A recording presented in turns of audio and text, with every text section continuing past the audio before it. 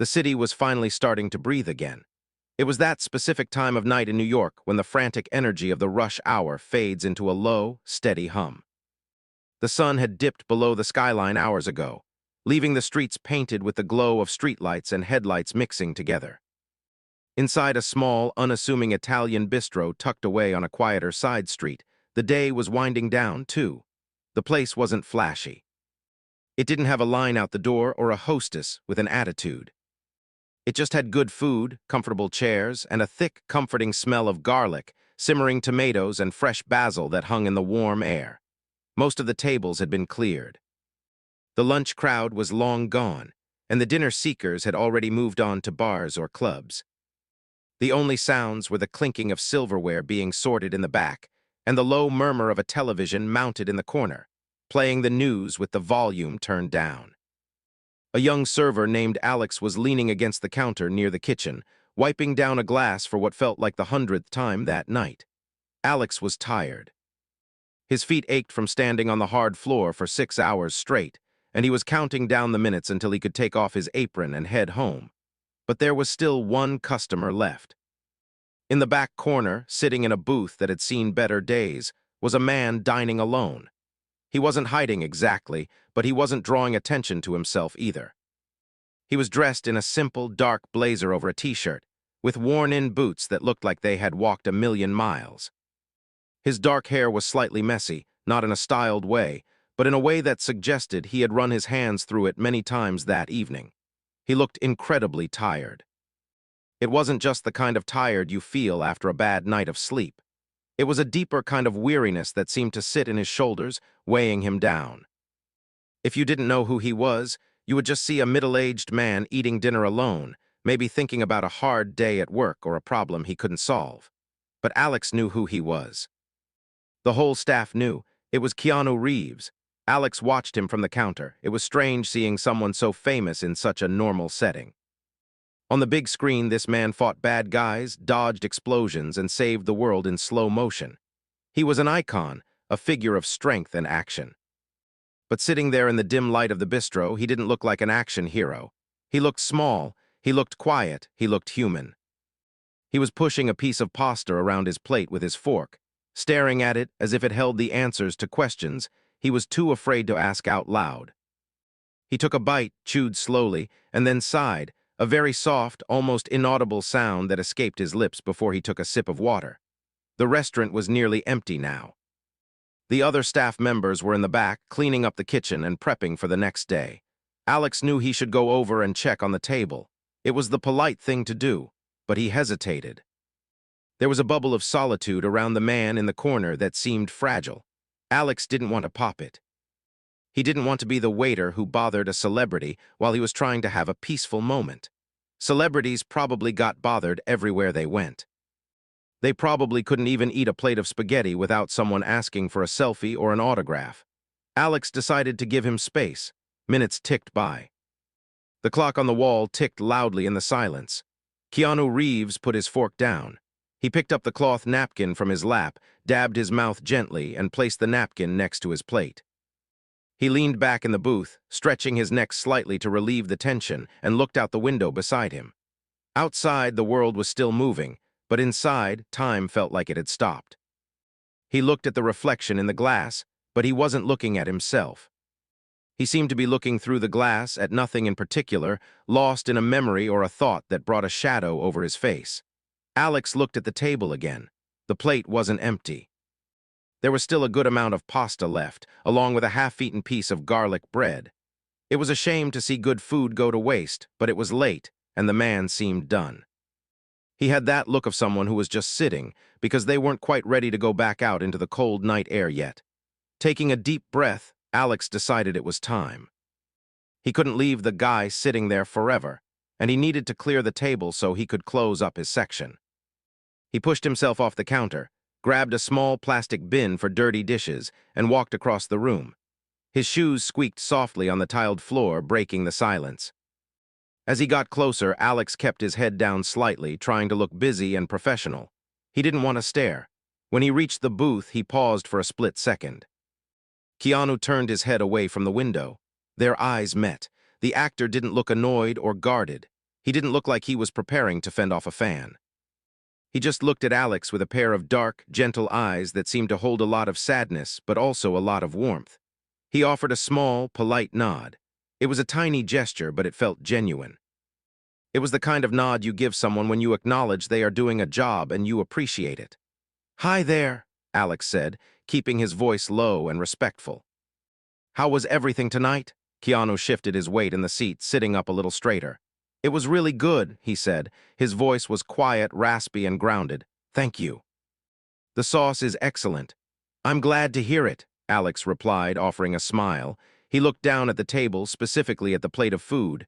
There was a significant portion left. It wasn't just a few bites, it was a meal's worth. In the restaurant business, you saw a lot of food get thrown away. It was part of the job, scraping perfectly good pasta into the trash bin.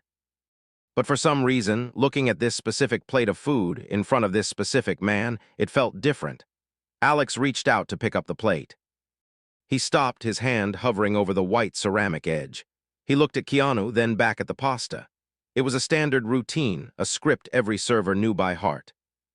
It was the question asked at the end of almost every dining experience in the city. Usually, it was just a formality. But tonight, the air in the booth felt heavy, waiting for the words to be spoken. "Would you like me to box this up for you?" Alex asked. The question didn't just float away into the air like the smell of garlic and basil. Instead, it seemed to drop onto the tablecloth between them like a heavy stone, creating a sudden, still silence. Alex stood there, his hand halfway out, holding the small plastic bin he used for clearing tables.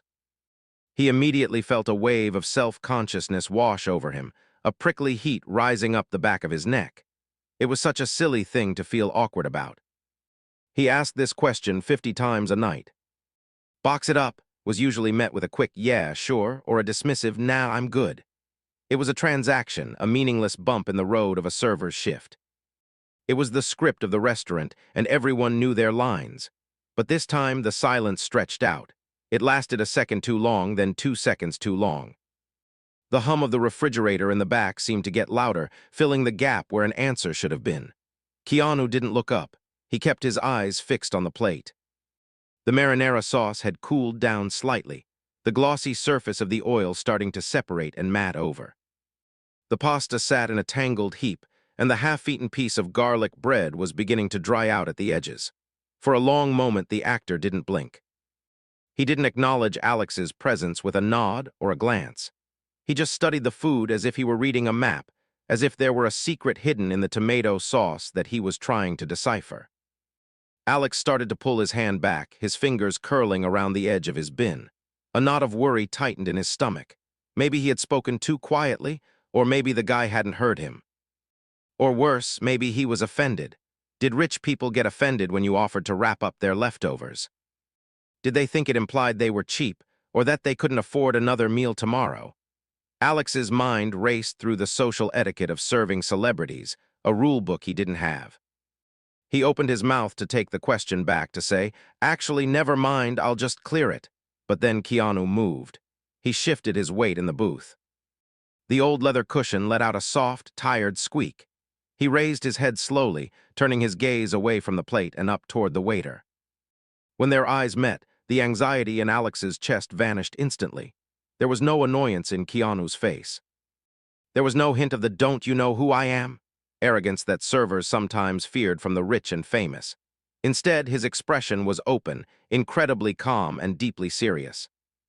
He looked at Alex not as a servant who was interrupting him, but as a person who had asked a valid question that deserved a real answer.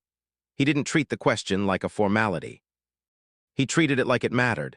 "Yes," Keanu said finally. The word was quiet, raspy, and barely above a whisper.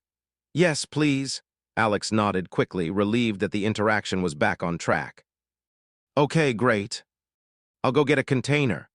He turned on his heel, ready to head to the station where the stack of white styrofoam boxes sat next to the silverware, ready to escape the tension of the prolonged silence.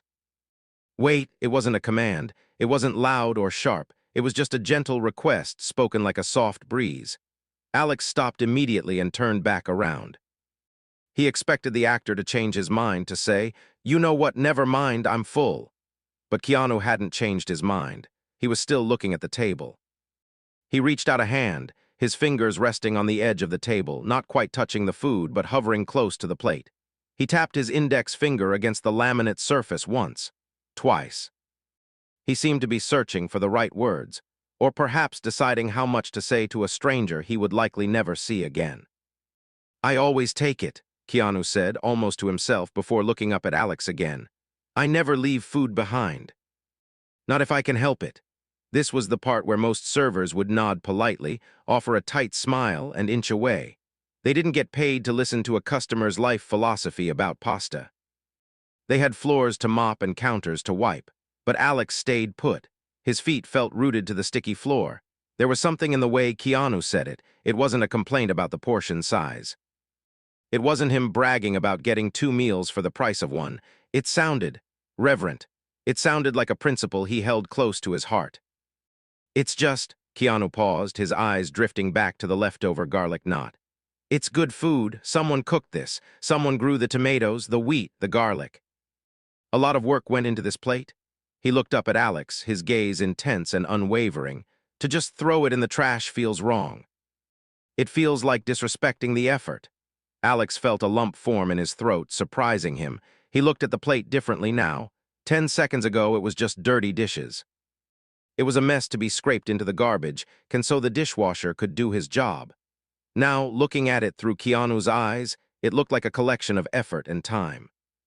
It was a farmer's sunrise, a trucker's highway miles, a chef's burned forearm, and a server's aching feet, all condensed into a half-eaten meal.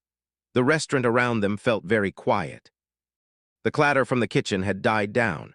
The world seemed to shrink down to just this booth, this table, and this conversation about leftovers. Alex realized that this man, who lived in a world of excess where everything was disposable to most people, saw value in the things that others threw away without a second thought. "I'll get the box," Alex said, his voice softer than before. He didn't say it as an employee rushing a customer. He said it like he was agreeing to help with something important. He walked over to the counter, his movements feeling slower, more deliberate. He grabbed a clean, white container. The styrofoam felt flimsy in his hand, cheap and light. He wondered how many of these boxes he had handed out in his life. Hundreds, maybe thousands, and how rarely he thought about what happened to them after they left the building. Usually, they were just a convenience. As he walked back to the table, he saw that Keanu was still watching the food. The actor had a small, sad smile on his face, the kind of smile you make when you remember something difficult but have made peace with it. When Alex approached and set the container down on the table, Keanu didn't just grab it and start shoveling food in. He picked up the box and looked at it, turning it over in his hands. He treated it with a care that seemed odd for a piece of disposable packaging. "Thank you," Keanu said. He opened the lid. He picked up his fork and began to transfer the pasta slowly and carefully. He didn't rush. He made sure every strand of noodles made it into the box. He scraped the sauce from the plate. He even picked up the half-eaten bread and placed it gently in the corner, as if tucking it in for a nap. Watching him, Alex got the strange feeling that this wasn't just about lunch for tomorrow. This was about something deeper. It felt like Keanu was saving a piece of security. When the plate was clean, Keanu closed the lid with a soft click. He pressed down on the edges to make sure it was sealed tight. Then he looked up at Alex again, and the atmosphere shifted once more. The thoughtful, quiet mood seemed to deepen, settling into the space between them like dust motes in a sunbeam. Keanu leaned forward slightly, his elbows resting on the table, and for the first time all night, he looked ready to explain why this simple act meant so much to him. He wasn't looking for sympathy, and he wasn't looking for praise. He just wanted to share the truth. Keanu held the closed container in both hands, his thumbs resting lightly on the edges. He didn't put it down on the table to leave. Instead, he kept it close to his chest, like a book he was planning to read or a treasure he wasn't ready to let go of. He looked across the table at Alex, who was standing with the plastic bin hanging loosely at his side. The young waiter felt like he should say something, maybe a polite, "Enjoy your evening," or "I'll get your check," but the words caught in his throat. The air in the booth felt thick, charged with the kind of quiet intensity that makes you hold your breath without realizing it. "You know," Keanu started, his voice low and rough, like gravel turning over in a stream. He looked down at the white box, his eyes tracing the seam where the lid met the bottom. I haven't always been able to do this. Alex blinked, tilting his head slightly. Do what? He asked, his voice barely a whisper. Afford to leave food behind, Keanu replied simply. He looked up, and his gaze was so direct that it felt like he was looking right through Alex's eyes and into his thoughts. I haven't always had the luxury of saying I'm full and walking away from a plate like this. He shifted in the booth, leaning one shoulder against the wall, getting more comfortable. It wasn't a confession meant to shock or garner sympathy.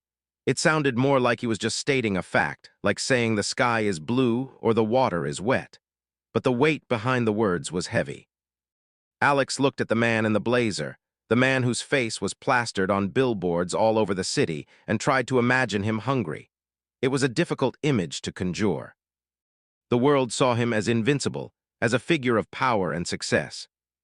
But sitting there, talking about pasta, he looked like anyone else who had ever scraped the bottom of a bank account, hoping for enough to buy a sandwich. I remember what it feels like to not know, Keanu continued, his eyes drifting toward the dark window again. To open the refrigerator and see nothing but a jar of pickles and a light bulb.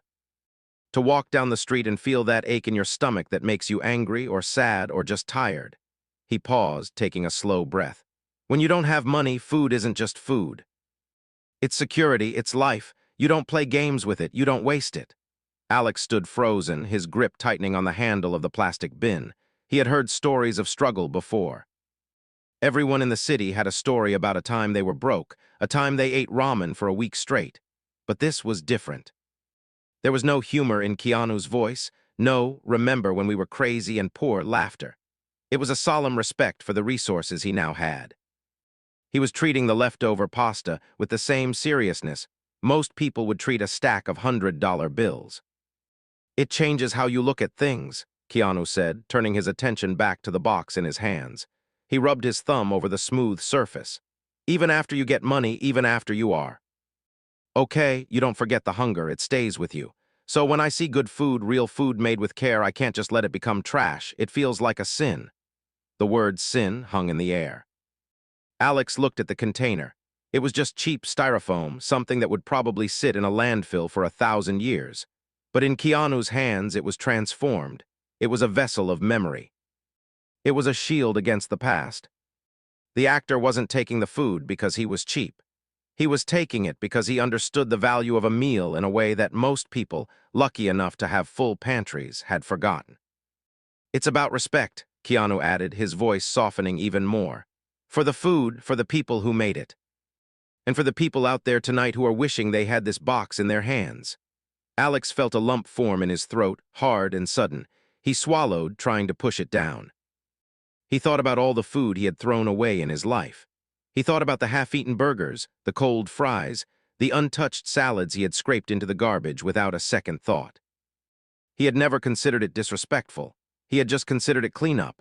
But hearing Keanu talk about it, seeing the gentle way he held the leftovers, Alex felt a sting of shame.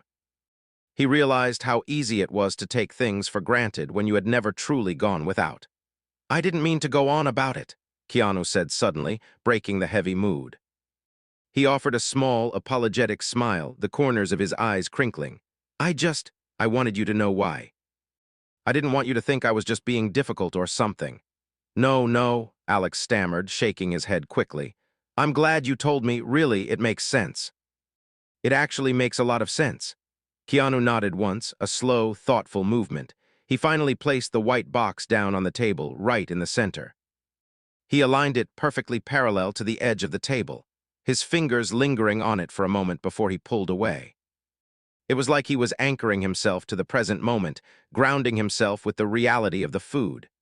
It's good to remember where you came from, Keanu said quietly, almost to himself.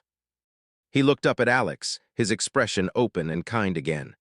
No matter how high you climb, you never want to look down on the people who are still climbing. And you never want to waste the bread. Alex nodded, unable to trust his voice to speak clearly.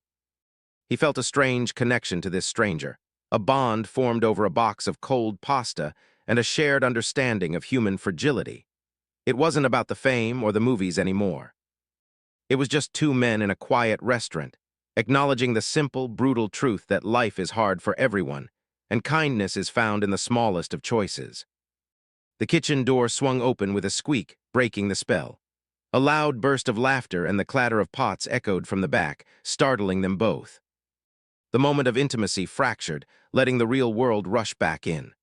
Keanu turned his head toward the noise, then looked back at Alex and gave a quick, reassuring nod. He seemed ready to go, the heavy lifting of the conversation done. He had shared his truth, and he was at peace with it. He reached for his wallet, which was sitting on the table, but Alex hesitated, realizing the interaction wasn't quite over. There was something else Keanu wanted to share, something that went even deeper than his own hunger. He leaned forward again, his eyes locking onto Alex's with a renewed intensity. "And it's not just for me," Keanu said, his voice dropping to a conspiratorial whisper. "I don't always eat these leftovers myself, sometimes. Well, sometimes they are for someone else who needs them more." Alex blinked, his brain trying to process the statement. He looked at the white styrofoam box sitting on the table, then back at the actor. The idea was so simple, yet it felt completely foreign to how Alex usually saw the world. In the service industry, leftovers were a burden. They were something to be handed over with a sigh, or something the customer forgot on the table, leaving the staff to throw it away. But Keanu was talking about this box of cooling pasta as if it were a tool, a device for helping someone survive the night. "You keep it?" Alex asked, his voice full of genuine curiosity. "For people outside?" Keanu nodded slowly. He turned the box around on the table, his fingers tracing the edges again. "I don't always eat it later," he explained.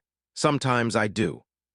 But a lot of the time, I put it in the passenger seat of my car, or I keep it in my jacket if I'm walking. I just hold on to it." He leaned back, his eyes drifting toward the front of the restaurant, even though he couldn't see the street from where he sat. "You drive around this city and you see them. On the corners, under the overpasses, sitting on the sidewalks with their signs. Everyone sees them. But most of us, we look away, we speed up. We pretend we're on a phone call. We do anything to avoid the guilt." Alex felt a sudden pang of recognition in his chest. He did that. He did that almost every day when he left his shift. He would put his headphones on, turn up the music, and walk right past the outstretched cups and the hopeful eyes, staring straight ahead at the subway entrance. He told himself he was too tired, that he didn't have enough cash, that someone else would help them. "It's hard to know what to do," Keanu continued, his voice thoughtful and calm. "You worry about what they will do with money. You worry about enabling bad habits. It gets complicated. People have arguments about it. But food—" He tapped the lid of the box with his index finger.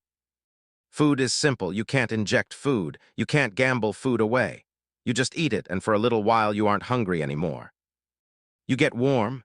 He looked at Alex with a seriousness that made the waiter want to sit down and listen forever.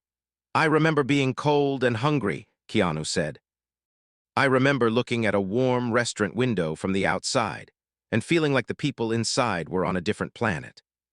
So if I have this," he lifted the box slightly, "and I see someone who is on that planet I used to be on, how can I just drive past them? How can I let this go in the trash when there is a person 10 feet away who would pray for a meal like this?" Alex swallowed hard. His throat felt tight. He looked at the box of pasta. It wasn't just leftover Italian food anymore. It was a lifeline.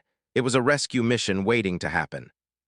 The thought of this famous actor, this man who millions of people idolized on screen, driving through the city with a passenger seat full of styrofoam containers, looking for people to feed, was almost too much to process. It wasn't a PR stunt. There were no cameras here. It was just him, alone in his car, trying to do a small bit of good in a city that often felt too big to care. "I usually just ask," Keanu said, his voice softening. "I pull over, I roll down the window, I ask if they're hungry, they always say yes. I hand them the box, I tell them it's good.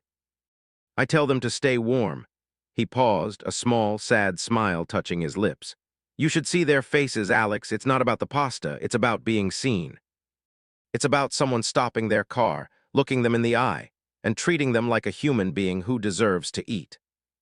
That matters more than the food." Alex stood there, feeling a profound sense of shame mixed with a deep sense of admiration. He realized how often he had dehumanized the people he saw on the street. He had viewed them as obstacles, as parts of the city landscape that were ugly or inconvenient. Keanu saw them as neighbors. He saw them as people who might be having the worst day of their lives, and he had the power to make it slightly better. "It makes a difference," Keanu said firmly, "even if it's just one person. Even if it's just tonight. You never know who needs a meal more than you do. You never know what battles they are fighting." The kitchen noise had faded into the background again, a dull hum that seemed miles away. The only thing that felt real was this booth, this quiet conversation, and the heavy truth hanging in the air. Alex looked at Keanu and saw a man who carried a lot of weight on his shoulders. He had known loss, he had known pain, but instead of letting that make him hard or cynical, he had let it make him soft. He had let it make him kind. He had turned his own past suffering into a mechanism for helping others. "It's a small thing," Keanu said, shrugging his shoulders gently as if he didn't want to make a big deal out of it.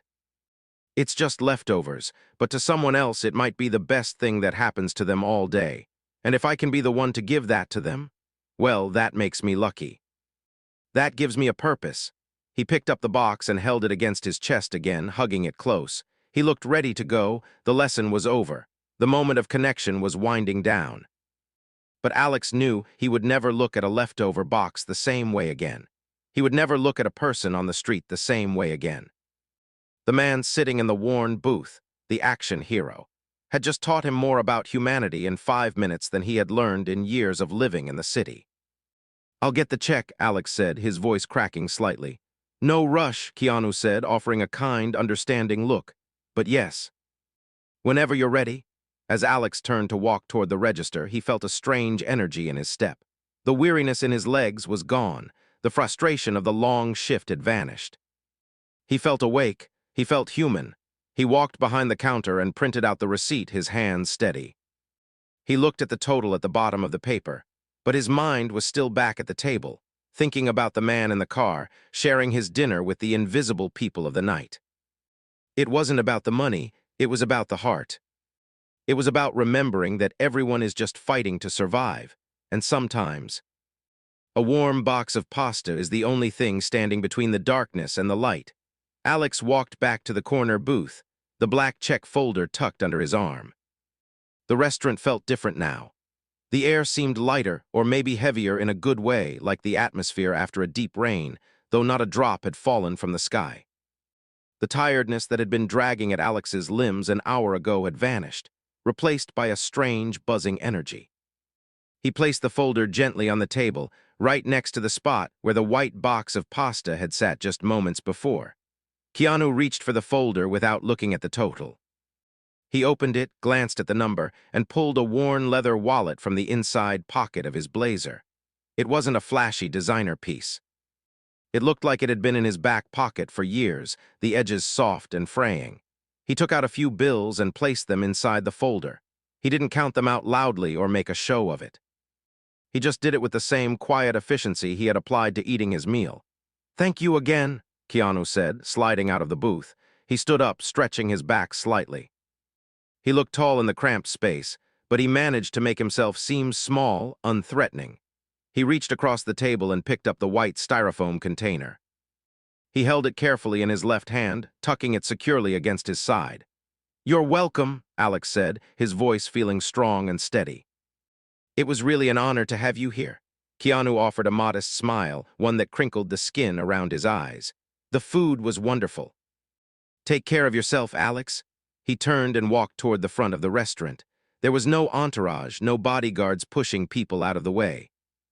It was just a man in a coat leaving a dinner. Alex watched him go. He watched the way he walked, with a steady, purposeful gait, but with his head slightly down, as if he was still thinking about the people he hoped to help with that box of food.